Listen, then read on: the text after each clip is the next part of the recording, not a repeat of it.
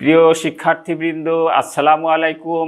বাংলা বিষয়ের ক্লাসে তোমাদের স্বাগত জানাচ্ছি। আমি খন্দকার মোহাম্মদ আলী, সহকারী অধ্যাপক, কাদিরাবাদ ক্যান্টনমেন্ট স্যাপার কলেজ। আমাদের আজকের আলোচ্য বিষয় বাংলা দ্বিতীয় পত্রের সর্বশেষ অধ্যায় প্রবন্ধ রচনা। আর প্রবন্ধ রচনার আগে এ বিষয়ে তোমাদের কিছু গুরুত্বপূর্ণ ধারণা দেওয়া দরকার। এই আইটেমটি দ্বিতীয় পত্রের একটি গুরুত্বপূর্ণ আইটেম। এখানে একটি বিপুল অঙ্কের নাম্বার রয়ে গেছে 20, যা বাদ দিলে বা যার প্রতি অবহেলা করলে একটি ক্ষতি হয়ে যায় এবং বিরাট ক্ষতি হয়ে যায়। মোট পরীক্ষায় তখন অনুষ্ঠিত হয় 80 নম্বরের ভেতরে, আর আশানুরূপ ফল লাভ সম্ভব হয় না। কাজেই এই পড়াটাকে গুরুত্ব দিলে নম্বর আবার অনেক বেড়ে যায়, অর্থাৎ 20-এর ভেতরে ভালো করলে 18 পর্যন্ত নাম্বার অর্জন করা যায়, 90% যেটাকে বলা হয়, এবং সব মিলিয়ে কাঙ্ক্ষিত ফল অর্জন সম্ভব হয়। সামগ্রিকভাবে জিপিএ 5, গোল্ডেন জিপিএ 5 অর্জন সম্ভব হয়। এই বিষয়টার জন্য আগে থেকেই ব্যাপক প্রস্তুতির প্রয়োজন এবং এর জন্য সময়ও প্রয়োজন। বর্তমানে আমাদের হাতে অনেক সময়, আমরা একরকম অবসর কাটাচ্ছি, অবকাশে আছি।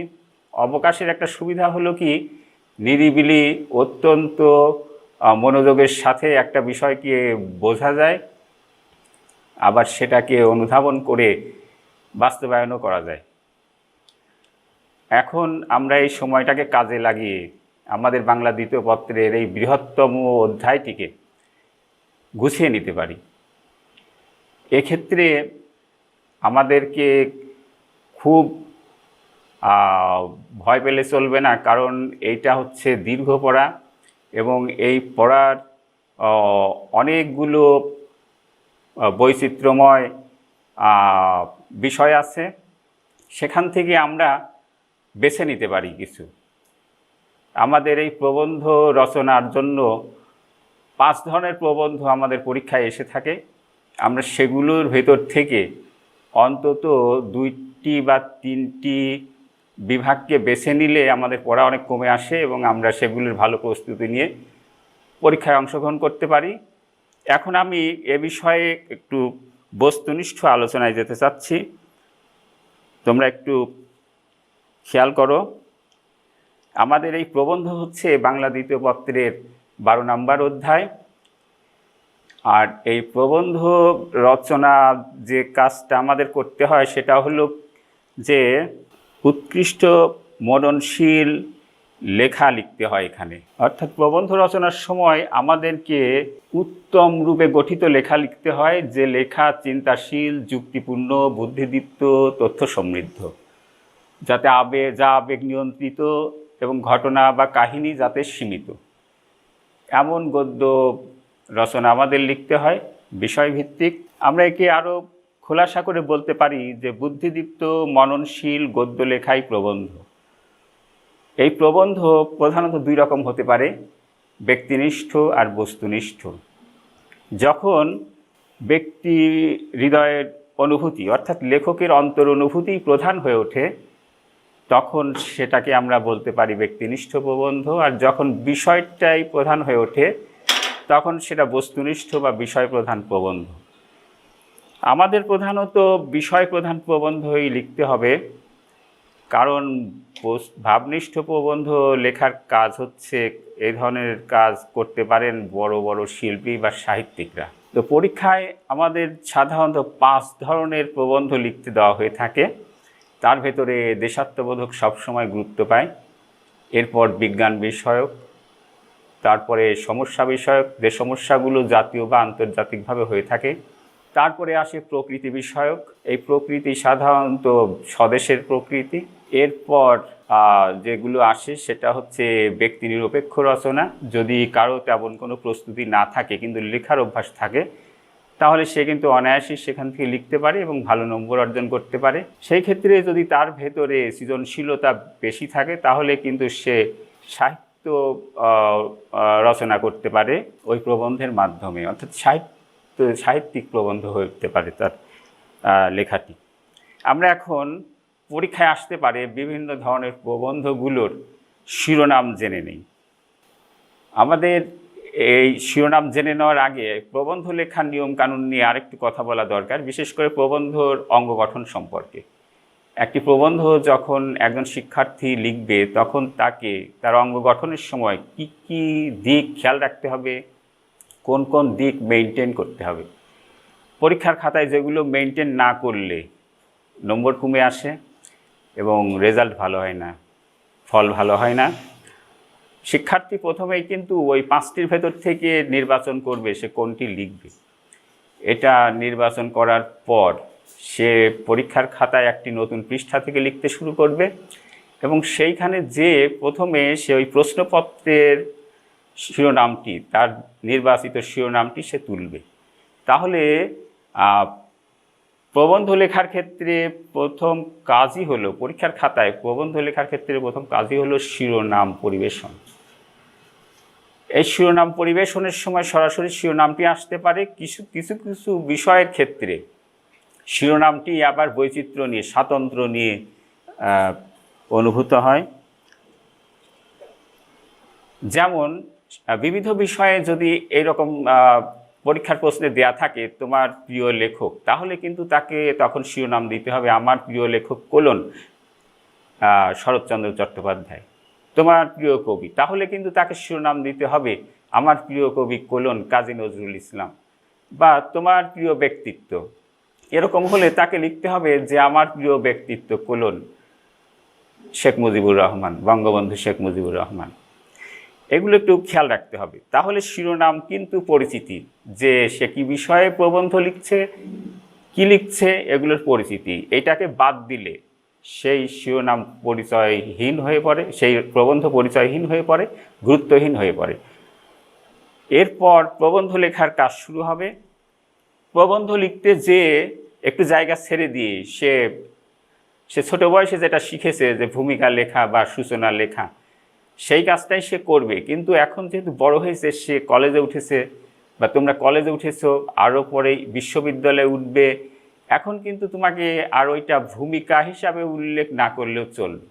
এখন তুমি আরেকটু গুরুত্বপূর্ণ, আরেকটু অর্থপূর্ণ শব্দ ব্যবহার করবে।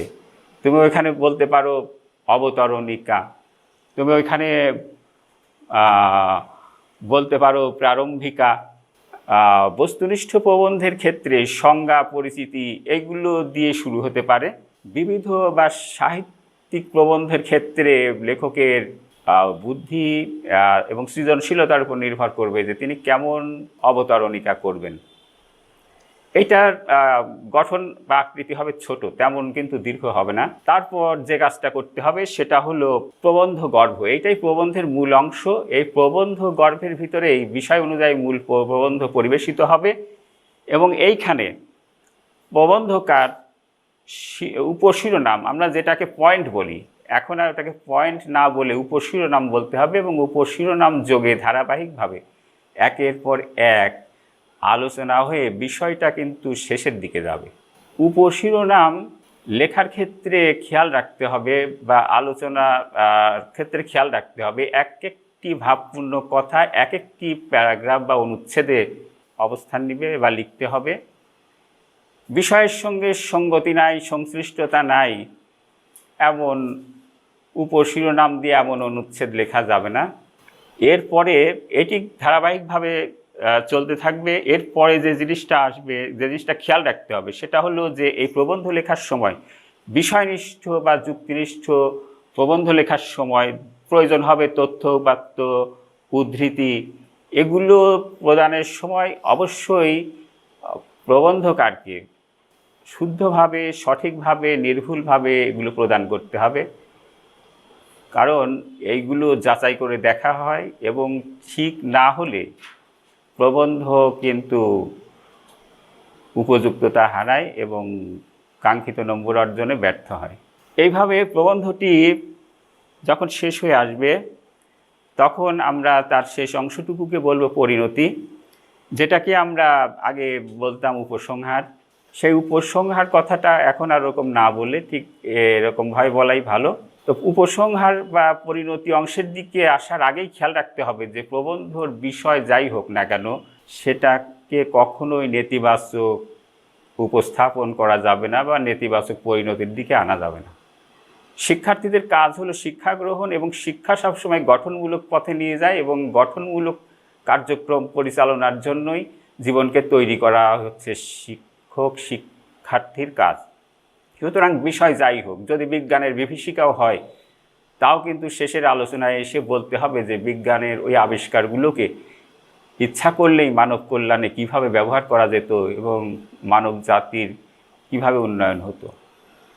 কখনোই নেতিবাচক বিষয়ের অবতারণা করে কোনো বিষয়কে হত্যা করা বা সেটাকে নিঃশেষ করে দেওয়া ঠিক হবে না। সবসময় ইতিবাচক পরিণতি উত্তম হবে।